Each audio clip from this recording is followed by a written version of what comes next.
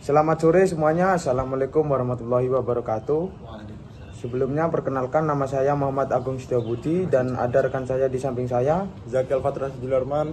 Di sini kami terbagi menjadi 3 tim, yaitu pro, kontra, dan netral. Nah, saya di sini sebagai tim netral. Dan tugas kami sebagai tim netral yaitu memandu pada debat kali ini. Dan pada sisi pro dipersilahkan. Tahukah Anda sekalian bahwa di dalam sebatang rokok terdapat lebih dari 7.000 zat kimia berbahaya dan sekitar 70 diantaranya bisa menyebabkan kanker. Nikotin membuat tubuh kecanduan, membuat merusak paru-paru, dan karbon monoksida mengurangi kadar oksigen dalam tubuh. Akibatnya, perokok memiliki resiko yang jauh lebih tinggi terkena kanker paru-paru dan menyebabkan jantung, stroke, bahkan hingga mengganggu pernafasan. Selain kesehatan, merokok juga merugikan secara ekonomi. Bayangkan, uang yang kita habiskan untuk membeli rokok dapat kita tabung untuk membeli hal yang lebih berguna.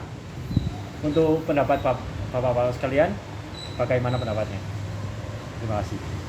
Merokok adalah hak individu, sehingga tidak bisa digeneralisasi.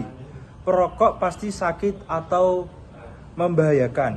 Industri rokok memberi dampak ekonomi besar, menyerap jutaan tenaga kerja, dan menyumbang pajak triliunan rupiah untuk negara. Masalah perokok pasif bisa diminimaliskan karena sudah ada aturan tentang kawasan tanpa merokok. Jadi, rokok tidak bisa hanya dilihat sebagai ancaman, tapi juga punya peran penting dalam aspek sosial dan ekonomi. Loh, Pak, hak individumu itu membahayakan orang lain juga. Nggak bisa sama ratakan seperti itu ya.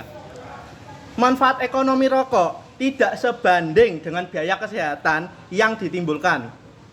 Aturan kawasan tanpa rokok kurang efektif, sehingga orang lain tetap terpapar asap Bapak. Kesimpulannya apa?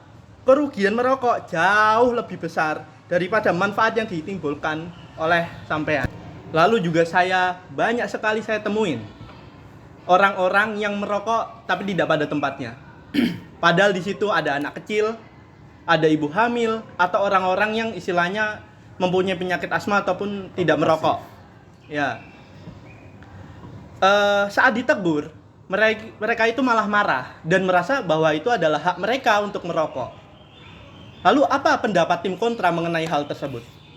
Baiklah, sekarang kalau Anda membahas tentang rokok aktif yang merokok secara sembarangan, entah itu di tempat umum ataupun tempat-tempat yang istilahnya banyak sekali orang yang tidak merokok, bahkan menjadi perokok pasif karena perilaku kita yang merokok sembarangan.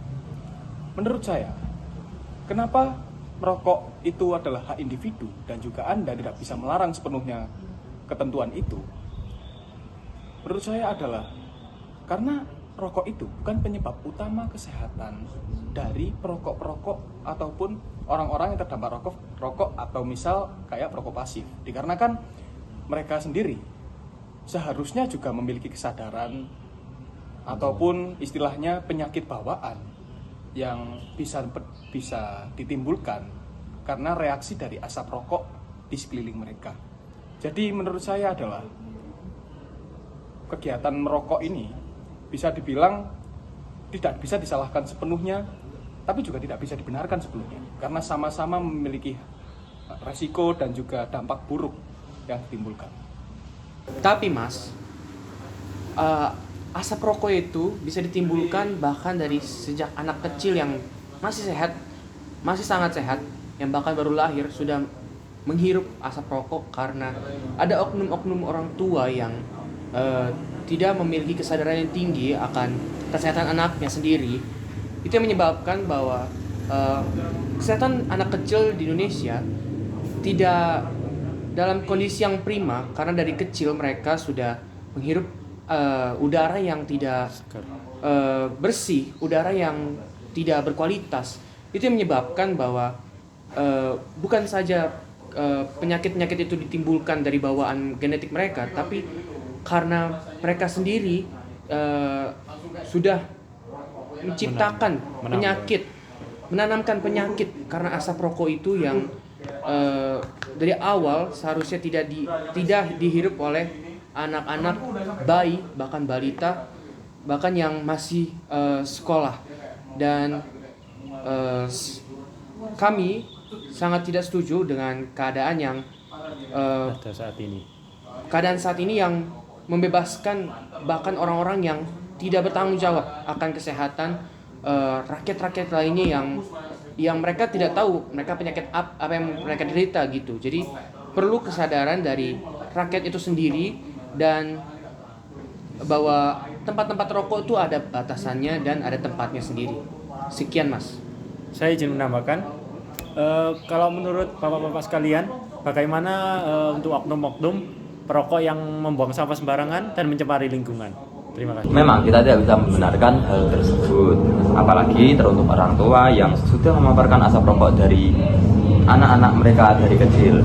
Nah, tapi kita tidak bisa menyamaratakan semua orang, apalagi kita sebagai perokok, untuk melakukan hal kesalahan tersebut.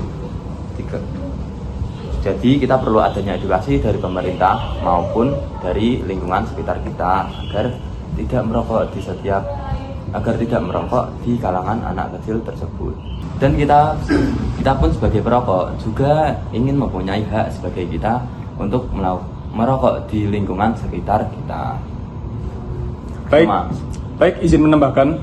Menurut saya apa yang dikatakan oleh rekan saya ini ada benarnya juga. Dikarenakan kami sebagai perokok juga memiliki hak atas tindakan kami merokok di lingkungan tersebut. Dikarenakan apa? Karena merokok di tempat-tempat tertentu yang istilahnya itu adalah smoking area itu belum tersebar secara merata. Sekarang begini, kami sebagai perokok ingin merokok di tempat-tempat seperti istilahnya minimarket ataupun di pasar ataupun di tempat-tempat yang sekiranya itu tidak ada ataupun tidak diberlakukan smoking room tersebut. Otomatis secara terpaksa maupun tidak terpaksa, kami sebagai perokok pun akan merokok dengan sembarangan dalam artian. Baik, terima kasih. Saya juga akan menambahkan tentang opini Bapak terkait pembuangan puntung rokok dan sampah rokok, entah itu bungkus ataupun puntung secara sembarangan oleh para perokok-perokok aktif. Menurut saya, pembuangan puntung rokok ataupun sampah secara sembarangan itu merupakan kesadaran individu. Dikarenakan apa? Jikalau kita sebagai perokok memiliki pikiran dan akal yang istilahnya itu kita itu bisa berpikir dengan jernih, harusnya kita sendiri pun membuang sampah dan juga puntung rokok itu pada tempatnya. Dikarenakan sampah rokok ataupun puntung ini juga sangat-sangat merugikan. Dikarenakan sampah puntung rokok ini masih mengandung nikotin dan zat-zat berbahaya yang bisa saja menempel di berbagai kalangan atau tempat. Terima kasih. Oke, pada debat kali ini kita bisa menyimpulkan sebagai tim netral bahwa kesehatan tetap prioritas, tapi hak individu juga ada. Sebagaimana kita sebagai warga Indonesia, kita menganut Pancasila, dan di Pancasila terdapat sila kelima, yaitu keadilan bagi seluruh rakyat Indonesia. Ya, sebagaimana dengan pihak pro, dia berhak mendapat kebebasan dari asap rokok, dan sebagai tim kontra, dia berhak untuk menghisap rokoknya. Daripada melarang total untuk para perokok, sebaiknya pemerintah atau pengelola fasilitas umum menyediakan tempat kawasan khusus rokok. Dan sebagai perokok aktif, mereka sebaiknya mempunyai kesadaran masing-masing untuk tidak merokok sembarangan. Dan mungkin sekian dari tim netral, ada kurang lebihnya mohon dimaafkan, terima kasih. Sekian dari kami, kurang lebihnya mohon maaf. Wassalamualaikum warahmatullahi wabarakatuh.